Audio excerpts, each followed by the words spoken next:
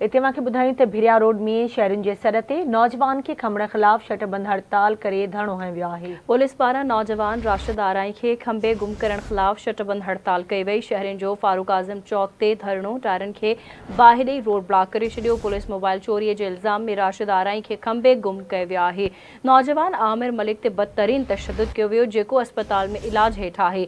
नौजवान राशिद के आज़ाद करे मुलवस अहलकारनि ख़िलाफ़ कार्रवाई कई वञे, शहरनि जो इहो मुतालबो आहे।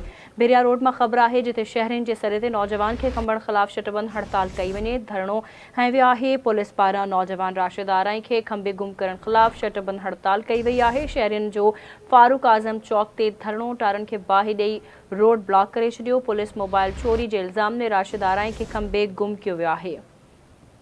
तफ़सील मालूम कंदासीं आवाज़ न्यूज़ जे रिपोर्टर मजीद कीरियो खां। जी मजीद, कहिड़ा तफ़सील आहिनि इन हवाले सां आगाह कजो।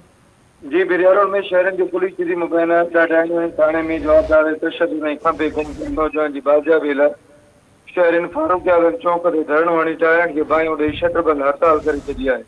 कुझु ॾींहं अॻु मोबाइल चोरीअ जे इल्ज़ाम में आमिर मलिक ऐं राशिद आराईअ खे पुलिस खंबे गुम कयो। पुलिस पारां थाने में मुबैना चोरीअ जे इल्ज़ाम में गिरफ़्तार थियल आमिर मलिक खे टार्चर करे सख़्त तशद्दुद बेहोश करे छॾियो, जेको नवाब शाह अस्पताल दाख़िल आहे, जॾहिं त राशिद आराई हिन महिल ताईं पुलिस ज़ाहिर न करे सघी आहे। शहरनि नज़ीर अहमद आराई, मलक वसीम आवाण, मुख़्तियार अहमद ऐं इशफाक अहमद ऐं ॿियनि ॿुधायो त फारूक आज़म चौक ते टायरनि खे बाहियूं ॾेई शटबंद हड़ताल कई आहे।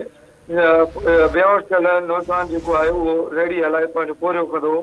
पुलिस सख़्त तशद्दुद जो निशानो बणाए ऐं हुनखे बेहोश वारी हालत में पाणी जेको आहे नासनि में विझी बेहोश कयो वियो आहे। जवाबदार जेको आहे खंबे गुम कयल हुनखे बाज़ियाब करे असां लाइ इंसाफ़ कयो वञे। जी ठीक है, मुझे मेहरबानी मजीद अपडेट करण लाइ।